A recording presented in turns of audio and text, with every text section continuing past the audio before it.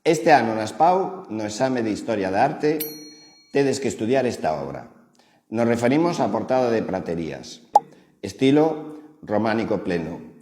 Cronoloxía 1103-1117. Estamos ante unha obra bastante importante dentro do que sería a iconografía románica, moi singular tamén no que se refire á propia Catedral de Santiago de Compostela. A obra está conformada por dúas portas, que en este caso están abocinadas, cos seus correspondientes arcos. Dentro do que sería o propio tímpano nos encontraríamos con ese programa iconográfico relativo, pois en este caso, á redención de Cristo.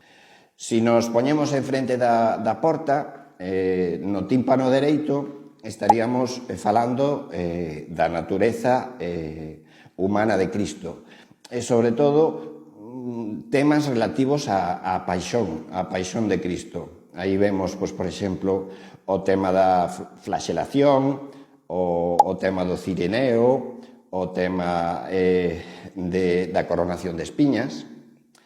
Se nos poñemos e miramos hacia a portada esquerda, aquí temos que falar da natureza divina de Cristo e, sobre todo, enfocada hacia as tentacións que tivo que vivir Cristo, pois, por exemplo, no deserto. Aí vemos escenas de Cristo acompañado por diferentes anxos e hai unha imaxe moi curiosa que sería porque aparece unha muller con un peiteado largo e bastante desordenado.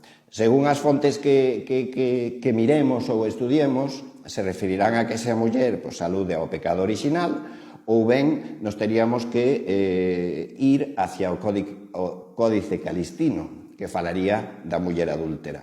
E aí en esa parte da portada de Praterías aparecería.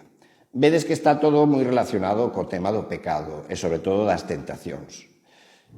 Volvendo un pouco ao esquema da propia portada, falábamos de que hai dous arcos e en riba desos arcos hai todo un friso de esculturas.